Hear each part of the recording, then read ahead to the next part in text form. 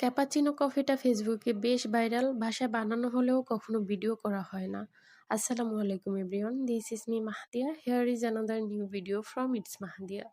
সন্ধ্যা হলেই মন চায় ভাজাপোড়া টাইপের কিছু একটা খাই। তো আমি আজকে বাসায় বানাবো একটু শর্টকাটের মধ্যে। প্রথমে আমি দুধ গরম করে নিতেছিলাম।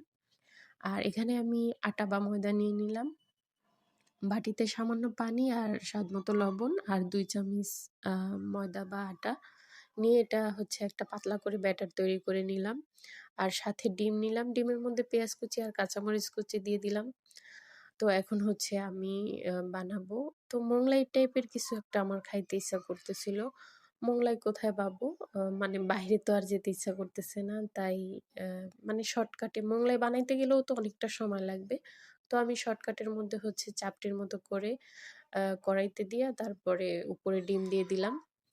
তো ডিমটা আমি ভালোভাবে চারপাশে দিয়ে দিছি। এরপরে এটা হচ্ছে তেল দিয়ে মচমচা করে ভেজে নেব। আর ভাজার পরে এটা রোলের মতো করে বানাবো যেন হচ্ছে মোগলাইয়ের মতো হয়। তো যেই বাবা সেই কাজ। বানানো শেষ। এখন হচ্ছে আমি ক্যাপাচিনোর জন্য পানি গরম দিলাম একপাশে আর দুধ গরম করতেছিলাম। তো এখানে এগুলো একটু পিস, পিস করে কেটে নিলাম যেন সুন্দর দেখায়।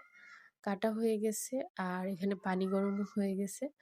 এখন হচ্ছে কফিটা আমি বানাবো। এটা কফি দিলাম আর হচ্ছে কফিটা আগে মিক্স করব কিছুটা, তারপরে হচ্ছে চিনি দিয়ে আবার মিক্স করব।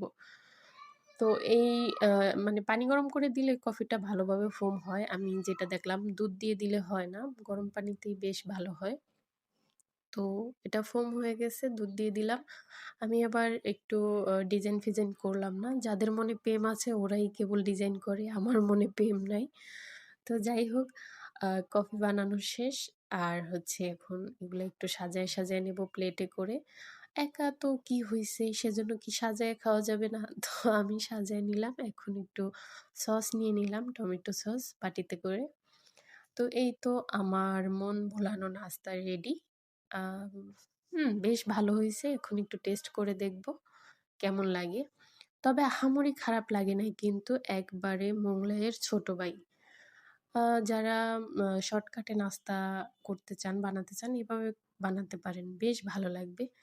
তো এই তো ছিল ছোটখাটো একটা ব্লগ। ভালো লাগলে লাইক, কমেন্ট, শেয়ার করে পাশে থাকবেন আর আমাকে সাপোর্ট করবেন। আল্লাহ হাফেজ।